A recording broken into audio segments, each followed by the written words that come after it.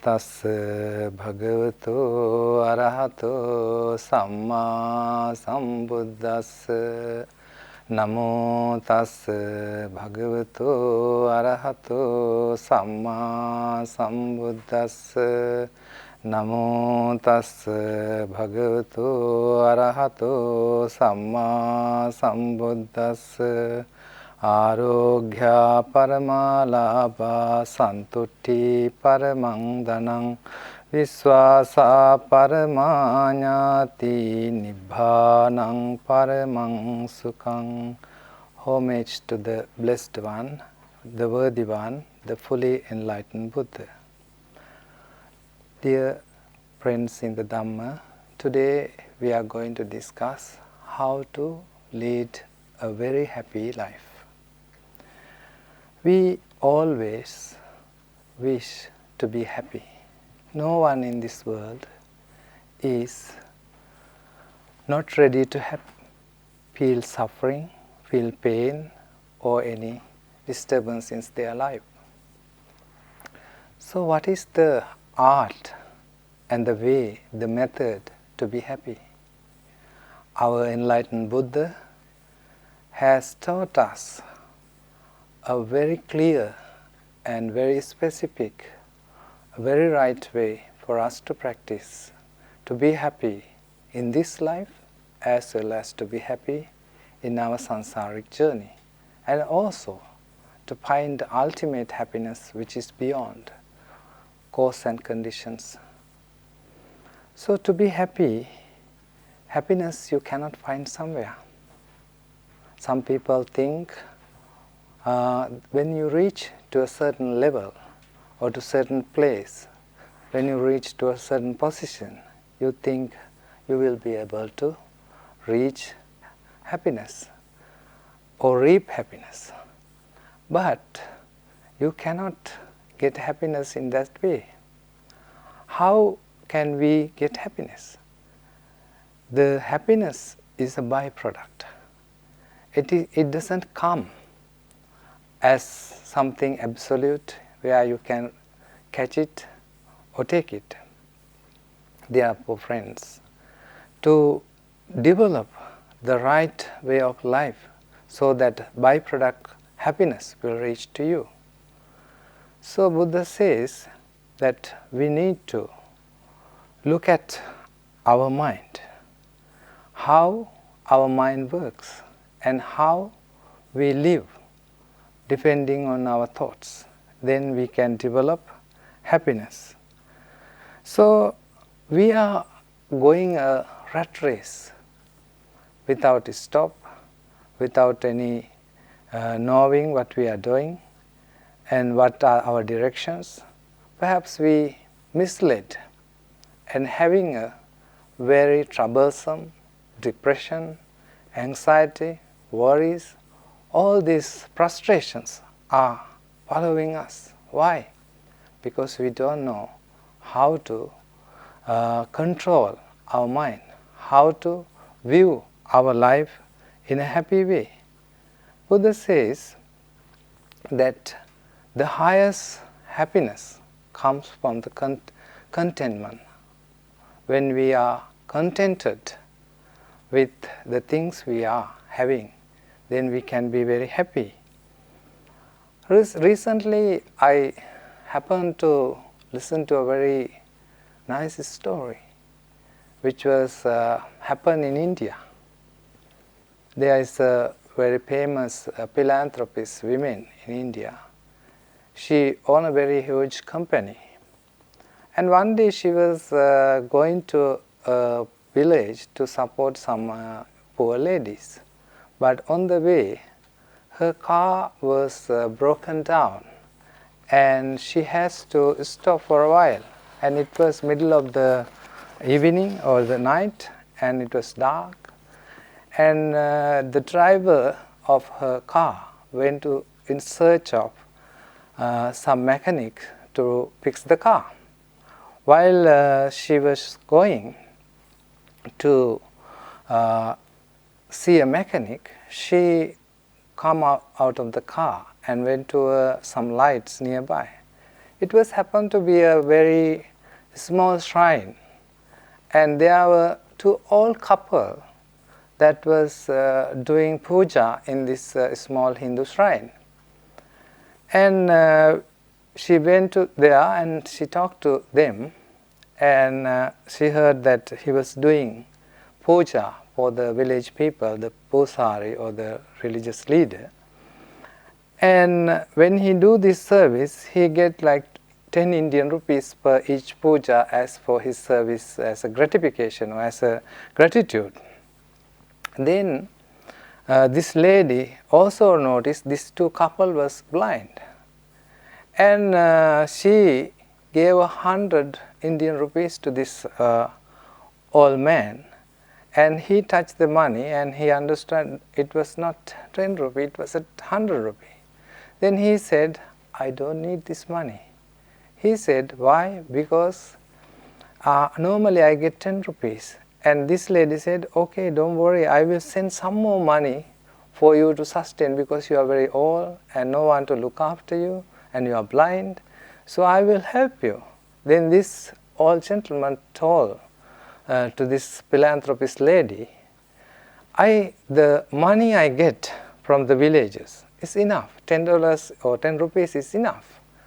And if I have more money, I will be having a lot of problems. I have to look after my property and my wealth, and villages will not give me any support, they will give me food. So sometimes we are running behind too much without enjoying what we are having already. So it is, first thing is to live in the present moment, not to live in the future, in order to be happy. The second thing is how we balance our present and the future. We should not sacrifice our future also. We need to look after our future also, plan for future also.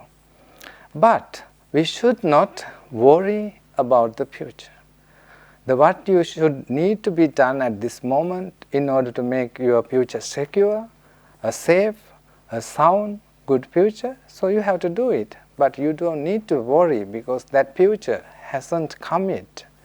So I can give a very simple simile about how we can look at our future also. Perhaps I take from present context, people used to eat hamburgers. Sometimes people like to eat very salty and unhealthy junk like hamburger made from meat.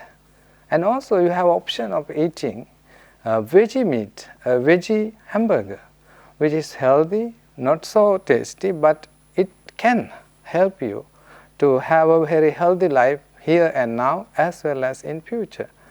So when you have that kind of attitude, that means you have to have meaning as well as happiness for your actions. If you only look for your happiness, not look for any meaning or any repercussions behind your actions, that will cause you suffering and harm. And recently, scientific studies has done to be how to be happy. So this scientific research has given some insights for us to think about our past practice. We as Buddhists always practice generosity. We always practice sacrifice. We sacrifice our time, our energy, our things to the benefit of others. The modern science has found out that some people are like go-getters. They like to get more, they like to collect more for themselves. That is our human nature. We need to have something for ourselves, but that is not enough. That is not sufficient. Buddha says we have to be some amount of generosity, because when you practice generosity, we can understand that it can help us to develop a lot of good hormones in our body. which in turns, these good hormones, when we practice generosity, these good hormones secrete into our blood, our body cells, and these things help us to have better skin, better, happier life, and also good state of mind. What is more important is to have a good state of mind. When you practice generosity, it helps us to be happy. And also one time, some people think, how can we practice generosity? I am so poor. One time Buddha met a very poor man who is very old and quite feeble, and he doesn't have anything to give. Then Buddha asked, he said to Buddha, I am so suffering. I have no any relief. Then Buddha says, if you are suffering, it is better you practice generosity. Then he said, I don't have anything to give. How can I practice generosity? I am so poor. Then Buddha says, okay, look at you. You have a mouth. You can give a very nice smile to people who are coming this way, who are very tired, weary, and maybe you can guide them through your mouth to where to go, like that. So similarly, and also you have hands. You can use these hands to help others. You have feet. You can walk for the benefit of others. So in that way, even the poorest person still can practice generosity. So those who give are more happier than those who receive. So that is the most recent scientific research has suggested. And another quality, the way Buddha told us to be happy is to develop these qualities. Another good quality Buddha has taught us to develop is the gratitude, the gratefulness. So to be grateful for our life, every day. More than 500,000, maybe 1 million people out of 700, 800 billion people sleep.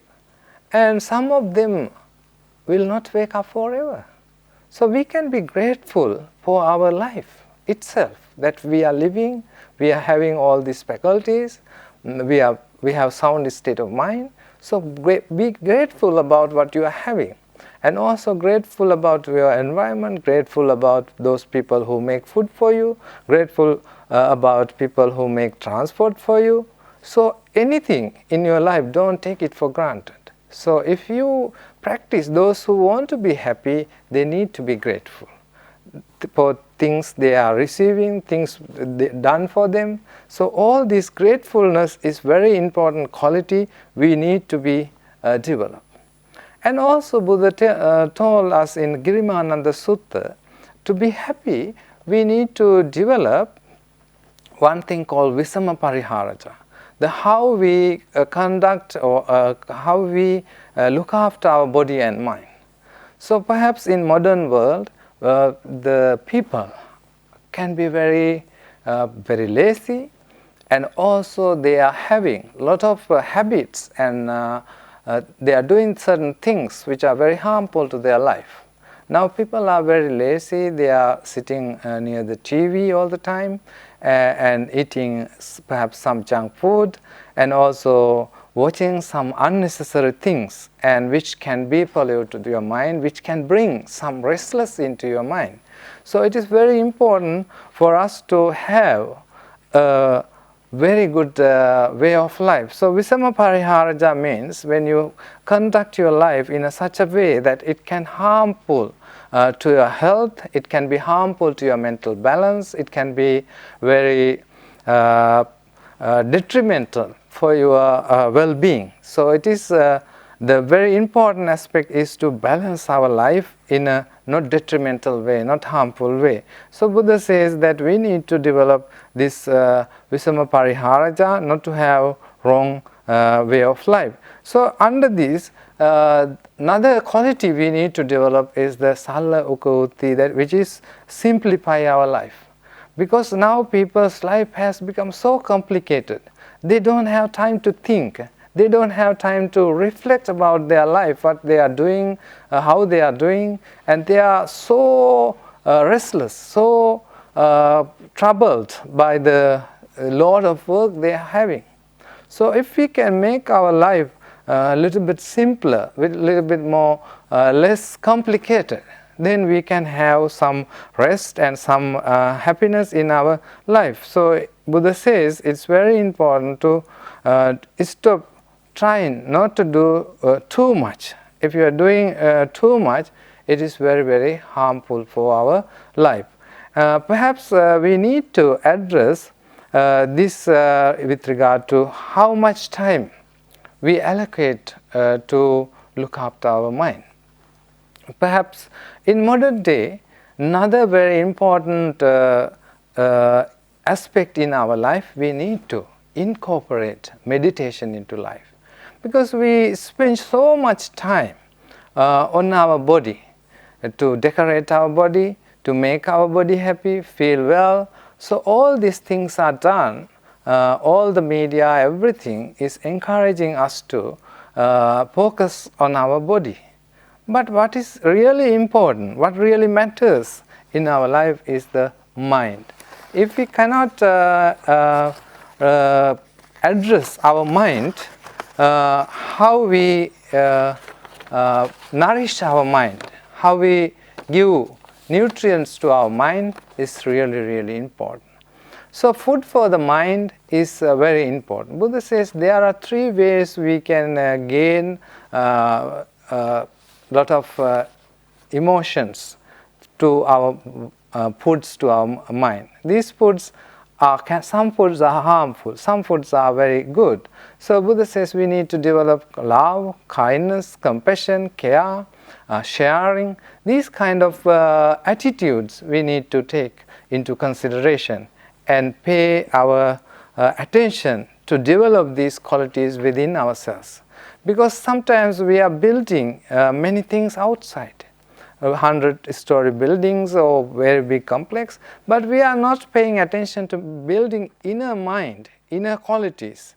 Perhaps even when you have all these things around you, but you may perhaps have thoughts of jumping out of 100-story building because you don't develop the qualities that is needed to be developed within mind.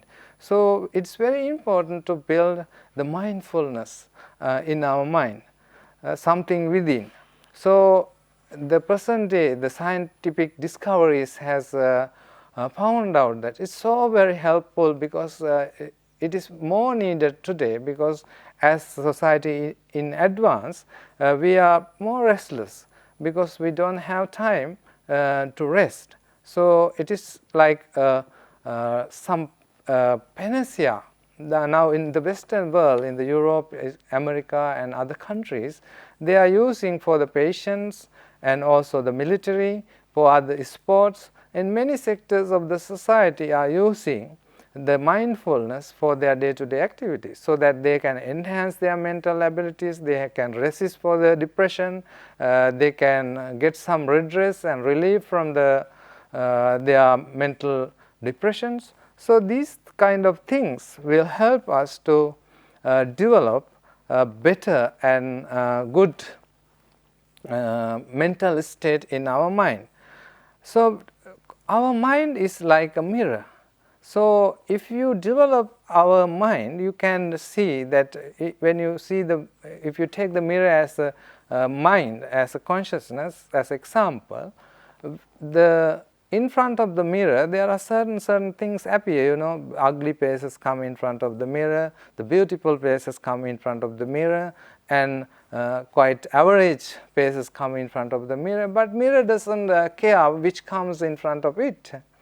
So similarly, if you can develop our mind like a mirror, then the state of mind is very important. So you just look how the thoughts arising in your mind, and it sustain in your mind and pass away. So you are not affected by the thought. It's just a thought coming and going. It's not something going to be forever. So when we have failures and heartbroken, some tragedies in our life, we always have these memories. These memories cause us a lot of problems, a lot of sufferings, a lot of prayers. So we need to have clear understanding how to face these kind of memories. There was a very old couple living in a house. Since they are very old and weak and people, they don't do the cleaning in their house very often, and the house was a little bit lousy. Did not have a very clean environment. Every day when they are having a dinner or lunch in their house, they used to say how dirty is their neighbor's window clothes or the curtains. So they were saying it's very dirty, very bad, and they are not keeping their window curtains very nicely. Why? Because they were every day complaining about this. After a few weeks, 1 month or 2 months, they have that lady, the gentleman in the house told that again that house curtains are very pretty and beautiful. How come? Then the lady of the house told, today I clean our windows and cobwebs in our window. So actually when we have these memories in our mind, we look the world through the cobwebs and all the dirts in our mind, in our eyes, so that we don't see the changing nature of the world, the beautiful world outside. So we will always look with the old outlook within us. We look through these old glasses which we have created, all memories which we have created in our mind. Therefore, it is very important for us to have a clear view of the world. We don't need to be worried about the past. Buddha says that we need to forgive, we need to forget for our past, because past is past. It's gone. You cannot change. You cannot correct. So what is more important is to live in the present and look forward to future. But you don't need to be restless in the future.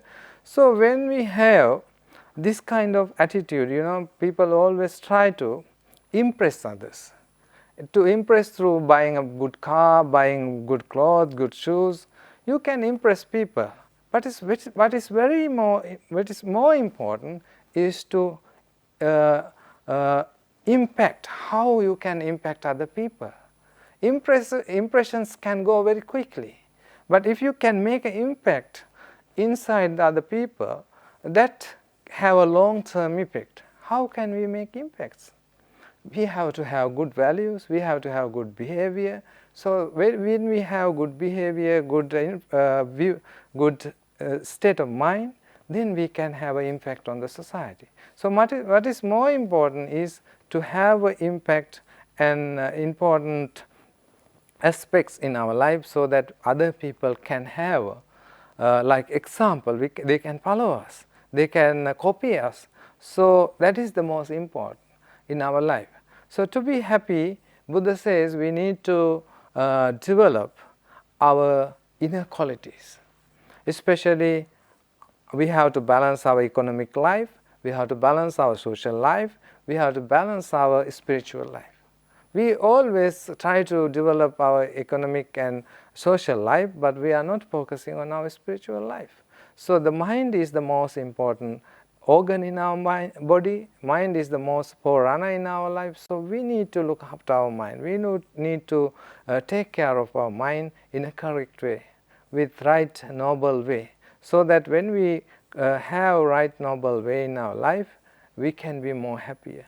When we are more grateful, when we are more kind, when we have more compassionate, when we can share our wealth and other things with others and make others happy, then happiness will come to you.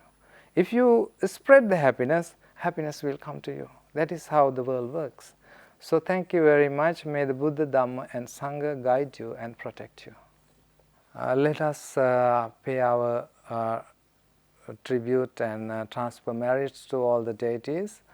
Akasattha ca Bhummattha Deva Naga Mahiddhika Punyantang Anumoditva Chirang Rakkantu Sasanang.